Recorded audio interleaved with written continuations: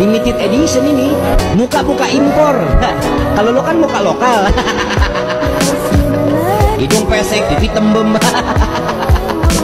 mata belok, persis kayak celengan Semar.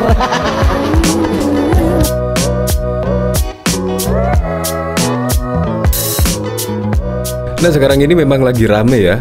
Entah ini siapa. Di sini memang ada tulisan yaitu ngakunya si Rizky Alaidrus. Astagfirullah, menghina pribumi atau tidak hanya ia yang tahu. Nah ini juga maksudnya apa ya? Tetapi yang jelas saat ini juga ya banyak sekali keluar di beranda Twitter. Sebenarnya sih saya nggak mau bahas ini sih, tapi memang sangat lucu sekali yaitu pernyataan dari orang ini. Ini bahkan juga dikomentari oleh Ferdinand. Orang-orang seperti ini sudah selayaknya meninggalkan Indonesia, negeri warisan leluhur Nusantara. Mengejek Semar sebagai sosok yang dihormati dalam budaya dan keyakinan Jawa. Tolong sampaikan sama orang ini, mukanya tak lebih baik dari pribumi yang beradab mulia. Bahkan juga membawa nama Semar. Padahal juga di Jawa itu memiliki makna yang sangat mendalam sekali loh.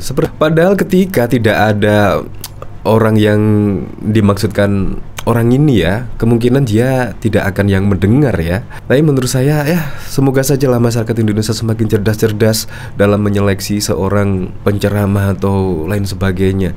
Karena menurut saya sangat melukai. Dan bahkan juga ada celengan Semar. Nah, saya tidak membahas yang lain-lain ya.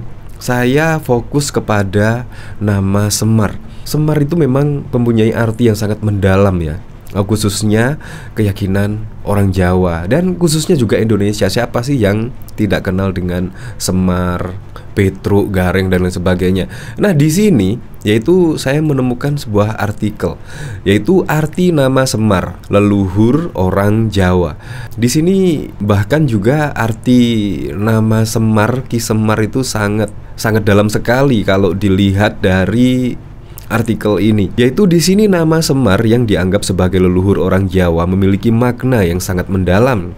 Dia dianggap sebagai tokoh mitologi tertua di Indonesia yang syarat makna spiritual. Nama Semar konon berasal dari bahasa Arab Ismar, yang dalam pengucapan dialek Jawa menjadi Semar.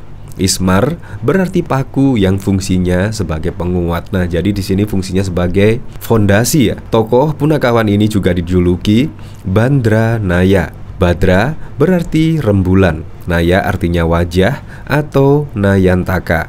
Sedangkan Taka berarti pucat. Hal ini menunjukkan sosoknya yang berwatak seperti rembulan dengan wajah pucat. Artinya dia tidak mengumbar hawa nafsu. Ini sungguh keren sekali kalau dilihat dari artinya di sini nama Ki Semar. Asal usulnya juga berkaitan dengan lambang visualnya. Bentuk wayang Semar yang bulat melambangkan tekad bulat untuk mengabdi kepada kebaikan dan juga kebenaran. Jadi jari kirinya selalu menunjuk, artinya dia memberikan petunjuk yang benar. Tangan kanannya menggenggam, yang artinya baik itu bersifat subjektif. Matanya setengah tertutup dan melihat ke atas yang dimaknai sebagai sosok idealis. Dalam buku cerita Galur Wayang Kulit Purwa Cirebon yang dikutip salopos.com, pada 19 Januari mata sipitnya menggambarkan orang yang senantiasa bersigir. Dagu dan mulutnya diikat dengan rantai sampai kaki yang mengandung makna segala ucapan manusia harus selaras dengan perilaku sehari-hari.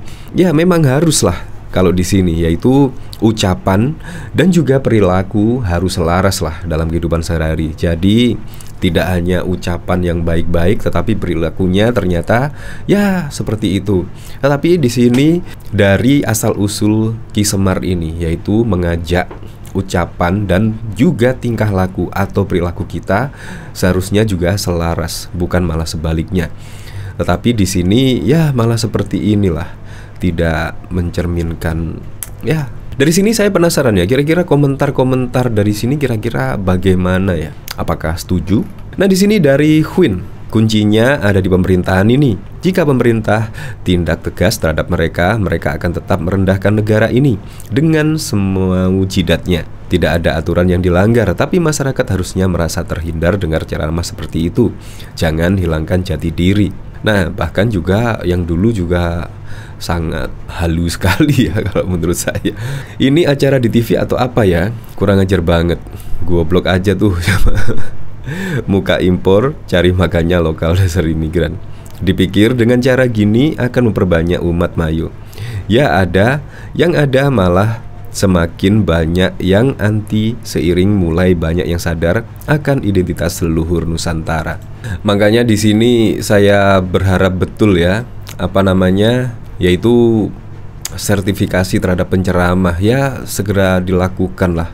Karena kalau tidak dilakukan ya makanya penceramah-penceramah ya tidak berkualitas, cenderung memprovokasi umat dan lain sebagainya. Itu pun tidak tertuju pada penceramah lainnya, ya seluruh penceramah di Indonesia, termasuk dari 6 agama lah, harus tersertifikasi. Nah, di sini rencana Kementerian Agama melakukan sertifikasi penceramah agama atau dai menuai kontroversi. Direktur Jenderal Bimbingan Masyarakat Islam Kementerian Agama, Komarudin Amin menjelaskan bahwa sertifikasi penceramah tidak seperti sertifikasi profesi.